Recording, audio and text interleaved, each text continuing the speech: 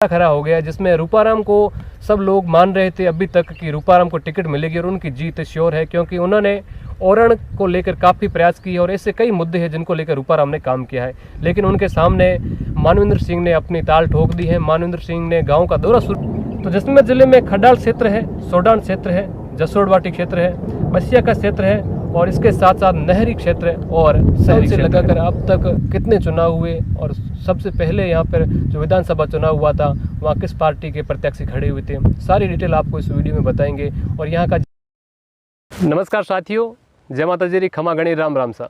जैसलमेर खबर 24/7 पर आप सभी का मैं राज चौधरी बहुत बहुत स्वागत करता हूँ। साथियों, जैसा कि हमने आपको बताया था कि जैसलमेर ज़िले की राजनीति जो विधानसभा चुनाव आ रहे हैं उसको लेकर एक बड़ी अपडेट, बड़ा वीडियो हम आपके सामने लेकर आ रहे हैं।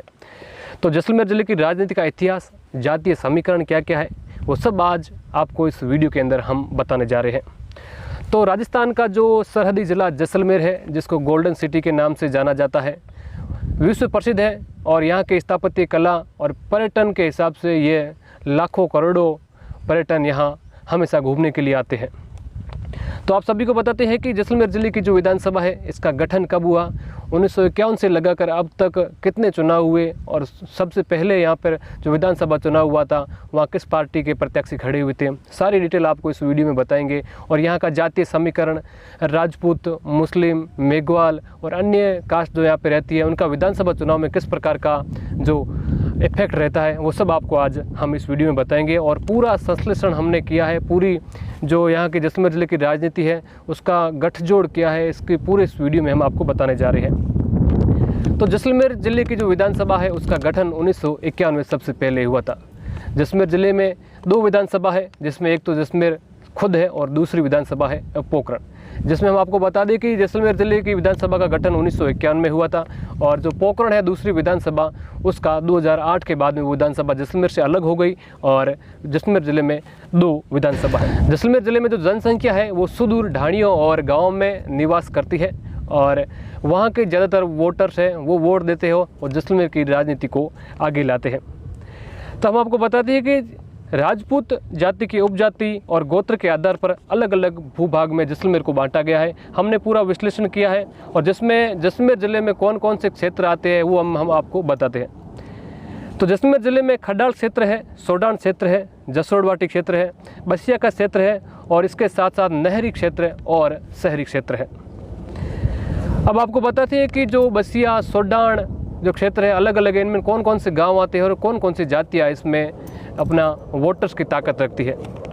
तो हम आपको बताते हैं कि रामगढ़ के आसपास का जो क्षेत्र है उसको खड्डाल क्षेत्र कहा जाता है, जिसमें खाड़त, उन्नड़, जैचन भाटियों के गांव शामिल है और मेघवाल जाति के गांव भी शामिल हैं, जो जैसलमेर की राजनीति को काफ़ी प्रभावित करते हैं। इसके अलावा म्याजलार, पोछीना, खाबा, गुंजनगढ़ के सोडान क्षेत्र में सोडा राजपूत है उनका एक तरफा वर्चस्व है। अगर ये क्षेत्र चाहे तो एक तरफा किसी प्रत्याशी जो विधानसभा में खड़े हैं उनको जितवा सकते हैं। इसके अलावा म्याजलार, पोछीना, खाबा, गुंजनगढ़ के सोडान क्षेत्र में सोडा का एक तरफा वजूद है।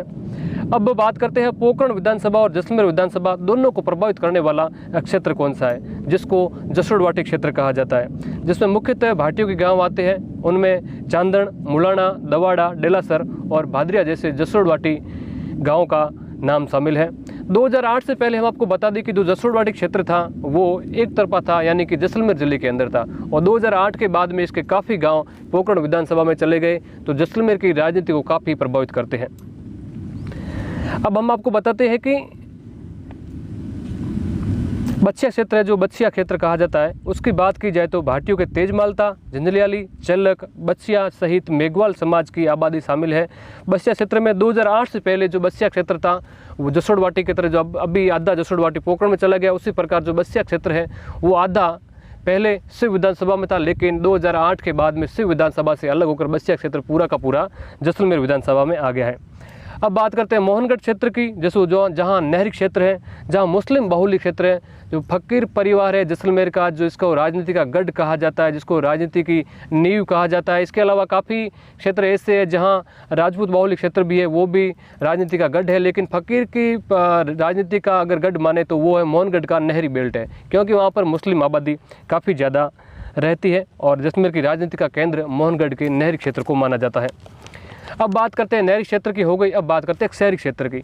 जब ग्रामीण इलाके अलग हो गए, अब शहरी क्षेत्र की बात करते हैं तो जैसलमेर के शहर में ब्राह्मण, राणा राजपूत और आसपास के जैसे गाँव की बात की जाए, जो गांव पीछे रह गए हैं, बडोड़ा गांव, हमीरा, पिथला, ब्रह्मसर जैसे राजपूत बाहुल्य गांव भी शामिल है। अब 2022 के जो आंकड़े हैं वो हम आपको बताते हैं कि 2023 में जो विधानसभा चुनाव होंगे उसमें कितने वोटर्स अपने वोट डालेंगे। तो 2022 के आंकड़ों के अनुसार जैसलमेर की विधानसभा सीट पर 2,35,317 मतदाता है।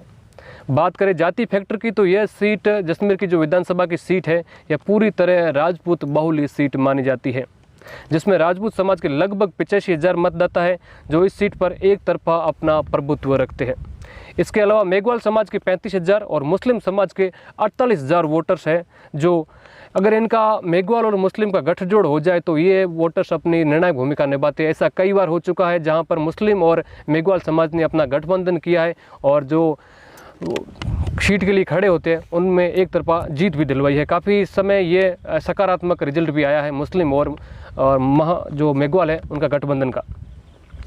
इसके अलावा ब्राह्मण, बनिया, राजपूत, रावणा राजपूत और भील समाज के वोट भी बहुत प्रभावित करते हैं। जैसलमेर की विधानसभा को बागी विधानसभा कहा जाता है, बागी प्रत्याशियों की विधानसभा कहा जाता है, जिसमें कई प्रत्याशियों ने बगावत कर समीकरण बिगाड़े हैं और जीत का परचम लहराया है।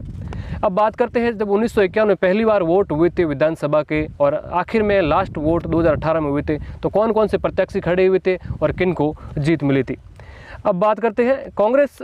अब से 1951 से लगाकर अब तक 15 बार चुनाव हुए, जिसमें कांग्रेस ने 4 बार, भाजपा ने 5 बार, जनता पार्टी ने 1 बार, स्वतंत्र पार्टी ने 1 बार और जनता दल ने 1 बार और निर्दलीय 3 बार अपना परचम लहरा चुके हैं।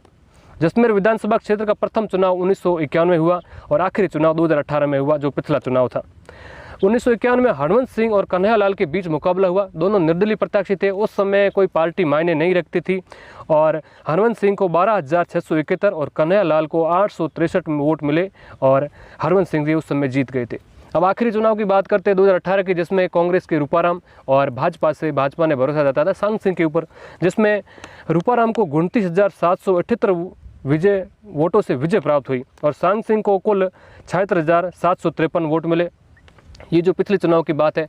अब बात करते हैं आने वाले चुनाव विधानसभा क्षेत्र की। जाति फैक्टर हो गया और सारा संश्लेषण हो गया। अब बात करते हैं 2023 की जो विधानसभा चुनाव आने वाले हैं और आचार संहिता लगभग लगने ही वाली है। तब जो विधानसभा के चर्चित चेहरे कौन कौन से हैं, सबसे पहले हम आपको ये बताते हैं कि कांग्रेस के अंदर एक बहुत ही बड़ा जो बखेड़ा खड़ा हो गया है, जिसमें रूपाराम को सब लोग मान रहे थे अभी तक कि रूपाराम को टिकट मिलेगी और उनकी जीत श्योर है, क्योंकि उन्होंने ओरण को लेकर काफ़ी प्रयास किए और ऐसे कई मुद्दे हैं जिनको लेकर रूपाराम ने काम किया है। लेकिन उनके सामने मानवेंद्र सिंह ने अपनी ताल ठोक दी है। मानवेंद्र सिंह ने गाँव का दौरा शुरू कर दिया है और उन्होंने कहा है कि यह विधानसभा चुनाव केंद्र में ज़रूर लड़ूंगा और मेरी टिकट फाइनल है और जनता मेरे साथ विश्वास के रूप में मेरा विश्वास रखेगी। और रूपाराम ने ऐसा कहा है कि जिस प्रकार से मैंने काम किया है तो जनता मेरे साथ होगी। तो कांग्रेस के अंदर 2 गुट हो चुके हैं, रूपाराम का गुट अलग हो चुका है और मानवेंद्र सिंह का गुट अलग हो चुका है। ये देखने की बात होगी कि आखिर टिकट किस पे देते हैं। अब हम बात करते हैं कि जो चर्चित चेहरे हैं जो अभी विधानसभा में घूम रहे हैं, जो टिकट किसको मिलेगी, उनके नाम भी हम आपको बताते हैं। तो रूपाराम, छोटू सिंह, सांग सिंह, सुनीता भाटी, तारिंदर सिंह, सुख सिंह सोडा, विक्रम सिंह, वीरेंद्र सिंह रामगढ़, पवन कुमार सिंह और अंजना मेघवाल सहित काफ़ी चेहरे हैं जो गांव का दौरा कर रहे हैं और संभवतः अगर इनका ऊपर आला कमान ने विश्वास जताया तो उनको टिकट मिल सकती है। पवन कुमार सिंह भाटी एक ऐसा चर्चित नाम है बीजेपी की तरफ से, जिन्होंने अभी जैसलमेर में JPL टूर्नामेंट करवाया और युवाओं के अंदर काफ़ी वो प्रसिद्ध है और गांव-गांव का दौरा कर रहे हैं। हाल ही में उन्होंने जो हरियालो जसान का प्रोग्राम है वो गांव-गांव जाकर पौधे वितरित कर रहे हैं। इससे कई योजना चला रहे हैं जिनको लेकर भाजपा उन पर विश्वास जता सकती है और छोटू सिंह तो चर्चित चेहरा है ही।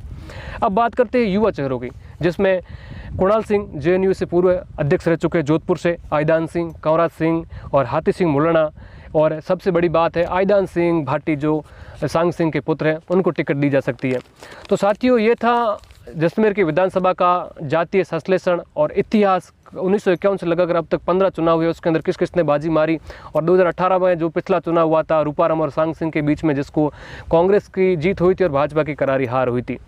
जैसलमेर की विधानसभा का इतिहास, जातीय संश्लेषण हमने आपको पूरा बताया। अगले वीडियो में हम आपको ऐसे ही जो शिव की विधानसभा है वहाँ से रविंद्र सिंह भाटी ने ताल ठोक दी शिव की विधानसभा, पोखरण की विधानसभा है जिसमें साले मोहम्मद और प्रतापपुरी के बीच में अभी और कड़ा मुकाबला होने वाला है, आलाकमान किसके ऊपर विश्वास जताएगी, और जैसलमेर की विधानसभा का हमने आपको पूरा सलूशन करके दिखाया। कैसा लगा हमारा ये वीडियो हमें कमेंट करके अवश्य बताएं। और आप 2023 के विधानसभा चुनाव में किस प्रत्याशी को चाहते हैं, किस बीजेपी, कांग्रेस या अन्य पार्टी का आपकी क्या राय है, हमें कमेंट करके अवश्य बताएं। मिलते हैं अगले बड़ी वीडियो में किसी बड़ी खबर के साथ, तब तक के लिए धन्यवाद। जय हिंद, जय भारत।